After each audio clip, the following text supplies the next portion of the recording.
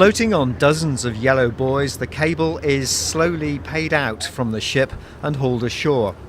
This is the culmination of 4 years planning by BT. The cable ship Resolute has collected this cable in what is a massive recycling operation. We're recycling an out-of-service subsea cable that used to run down from Cornwall to Spain. It's about 20 years old and it's been out of service for a number of years. And what we've done is we've gone out, we've recovered that cable, we've reeled it in back towards Cornwall, and now the ship's at Scilly and it's reeling it back out back towards Cornwall again.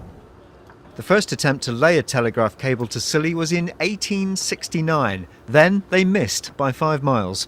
No such difficulty this time.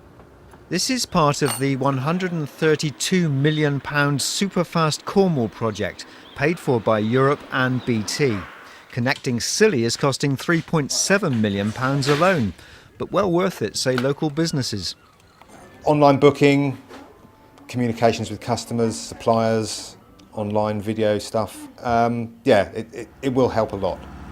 Even so, people in the wider southwest and in some non-superfast parts of Cornwall may balk at the £2,000 per head of population the Isles of Scilly project is costing.